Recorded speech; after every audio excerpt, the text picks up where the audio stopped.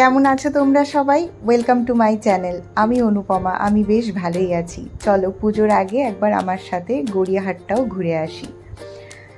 পুজোর আগে এরকমভাবে ফাঁকা ফাঁকা গড়িয়াহাট দেখতে আমি খুব একটা অভ্যস্ত নই। লাস্ট 4 and 5 years ধরে আমি গড়িয়াহাট পুজোর আগে অনেকবারই গেছি, কিন্তু এতটা ফাঁকা দেখিনি। জানি না দুপুরের কারণে কিনা, কিন্তু সেই সময় খুব যে বৃষ্টি হচ্ছিল বা ওয়েদার যে খুব রোদ ছিল তেমনও নয়।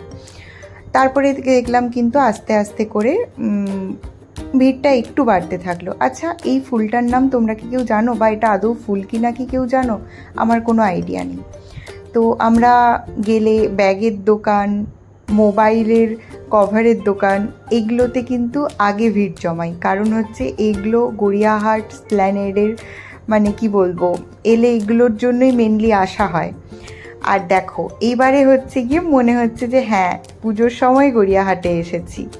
আর গড়িয়াহাটে এসেছি এইবারে আদি ঢাকেশ্বরী বস্ত্রালয়তে গেছিলাম, কারণ বৌদির বেশ কয়েকটা শাড়ি নেওয়ার ছিল ওরই মানে সকলকে দেওয়ার জন্য, তো ওই কারণেই গেছিলাম।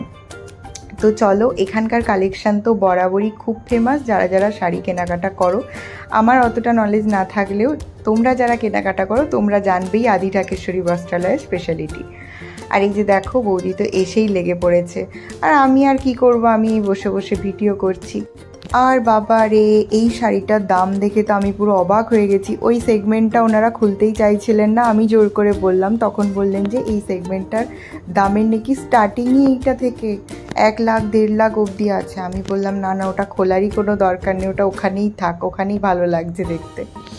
যাই হোক, জোকস অ্যাপার্ট, তারপরে চলে এলাম পিওর সিল্কের সেকশানে। ওখানে বৌদি নিচ্ছিল কিছু পিওর সিল্কের কালেকশান। তোমাদেরকে কিন্তু একটা ভালো যেটা বলবো সেটা হচ্ছে কি, আমি বেশ কিছু পিওর সিল্কের কালেকশানের ভিডিও করেছি। যদি কেউ পুজোর আগে, যদিও বা আমার এই ল্যাদের কারণে ভিডিও আসবে কবে তারই ঠিক নেই, যদি কেউ পারো পুজোর আগে একবার আদি ঢাকেশ্বরীর পিওর সিল্ক কালেকশন দেখে আসতে পারো। আমার খুব ভালো লেগেছে। আমি যদিও বা বললাম কি যে আমি খুব একটা বুঝি না, কিন্তু আমার বেশ শাড়িগুলোর ডিজাইনটা তো ভালো লেগেছে, সেটা তো আমি বলতেই পারি।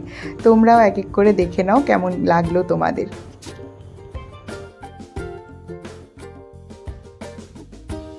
এর মধ্যে থেকেই কিন্তু আমরা বেশ কয়েকটা শাড়ি চুজ করে নিয়েছিলাম, কিন্তু আমি ওগুলো দেখাতে চাই না, কারণ পুজোর সময় নতুন নতুন পরবো, তখনই ভিডিও করব বা ফটো তুলবো, ওটাই। তাই জন্য আমি যারা যারা নতুন পরবে বা গিফট করা হবে তার জন্য শাড়িগুলোকে মেনশন করলাম না, বাট এদের মধ্যে থেকেই নিয়েছি। তো যাই হোক, পুজোর সময় আদি ঢাকেশ্বরীর ভিড়টাও তোমরা একবার দেখে নাও। আমি ছাদের ওপর থেকে ভিডিওটা করেছিলাম যাতে ঠিকঠাক করে বোঝা যায়। তারপরে কেনাকাটা করে নিলাম। তারপরেও কিন্তু আমরা থেমে থাকিনি। আদি ঢাকেশ্বরী কিন্তু লাস্ট ডেস্টিনেশন নয় আমাদের ওই দিনের। একদিনে আমরা এতটা ঘুরেছি। ফার্স্টে দক্ষিণাপন, তারপরে গড়িয়াহাট, তারপরে ওখান থেকে আদি ঢাকেশ্বরী, তারপরে কোথায় যাচ্ছি সেটা নেক্সট ব্লগে শেয়ার করছি।